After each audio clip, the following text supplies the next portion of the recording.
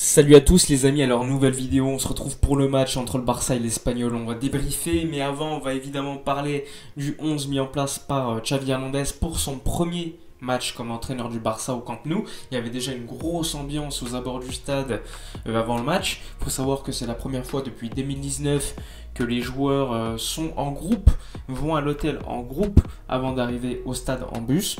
Et donc il y avait pas mal de gens qui attendaient l'équipe. Il y a eu une grosse ambiance avant le match. Maintenant, pour parler du match en lui-même, on va commencer par le 11 du Barça. Alors, il y avait un 11 avec 8 joueurs issus du centre de formation sur les 11, avec Ter Stegen au but, qui est l'une des exceptions qui n'est pas sortie de la Masia. Il y a également à droite Oscar Mingueza, la défense centrale Eric Garcia Piqué, à gauche Jordi Alba, le milieu de terrain en 6 Busquets, Frenkie de Jong accompagnant également. Il y avait Gavi et en plus de cela il y avait un autre joueur au milieu, c'était Nico Gonzalez. On ne savait pas si c'était plutôt un 4-3-3 ou un 3-4-3, donc très compliqué d'en parler.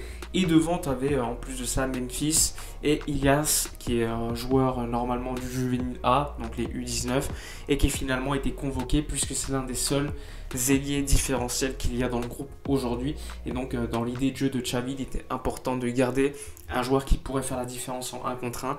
Et donc c'est lui qui a été choisi pour être dans le 11 de ce match. Donc comme je vous l'ai dit, pas mal de jeunesse, 8 joueurs issus du centre de formation dans le 11. Donc les exceptions c'est Frenkie, Ter Stegen et Memphis Depay. Et côté espagnol de Barcelone, je vous mets le 11 à l'écran avec notamment Raúl de Tomás, Alex Vidal qui était passé par le Barça, rappelez-vous, il était arrivé en 2016. Donc un 11 plutôt équilibré pour l'équipe de l'Espagnol. Derby, c'était important de pouvoir gagner ce match. Parlons maintenant du match en lui-même. On a vu un joueur comme Ilias beaucoup coller la ligne sur le côté droit pour élargir au maximum. Les premières minutes, il y a eu un gros pressing du Barça. Pas mal de situations où on était vraiment globalement, comme d'habitude, tous dans le camp de l'Espagnol de Barcelone, qui avait beaucoup de mal à ressortir les ballons. Pendant les 20-30 premières minutes, j'ai trouvé un Barça plutôt intéressant à voir. Il y a pas mal de choses qui changeaient.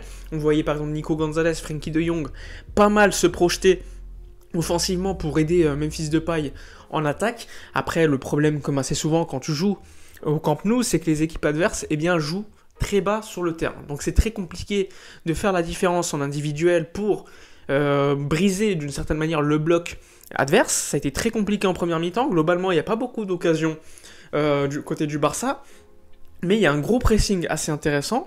Il y a également quelques phases où tu vois il y a des combinaisons, que ce soit sur le côté gauche ou sur le côté droit. On a vu un Memphis souvent essayer de revenir un peu plus vers Busquets pour reprendre le ballon, ressortir. On a vu quelques contre-attaques.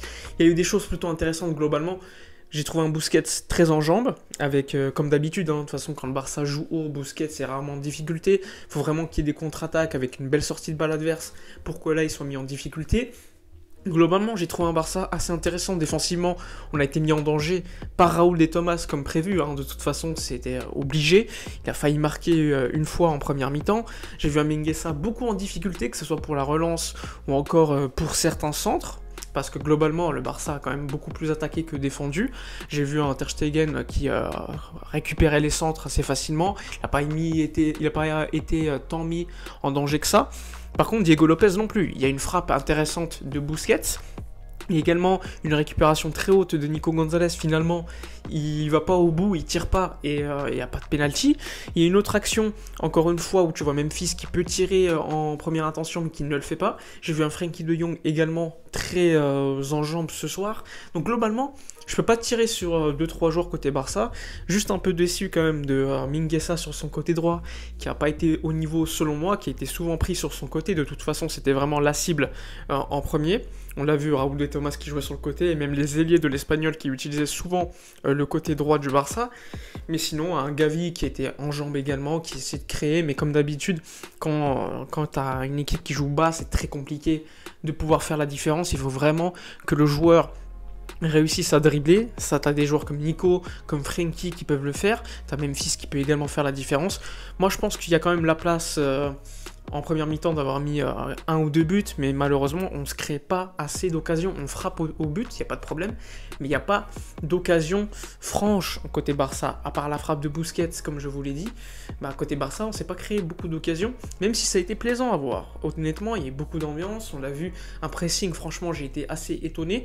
Et on voit quand même la patte de Xavi, même si ça fait qu'une première mi-temps.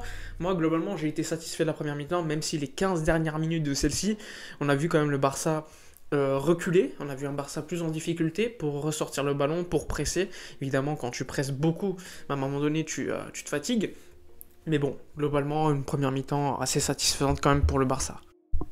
Alors concernant la seconde mi-temps, on a vu un match assez dans la continuité de ce qu'on a vu en première mi-temps, donc avec pas mal de domination, pas mal de contrôle du ballon, pas mal de centres. On a vu la rentrée de Abdé qui a remplacé Ilias, donc c'était plutôt intéressant de donner du temps de jeu pour des ailiers. Il a d'ailleurs fait pas mal la différence quand il est rentré, il a éliminé pas mal de joueurs, il a été dangereux assez rapidement.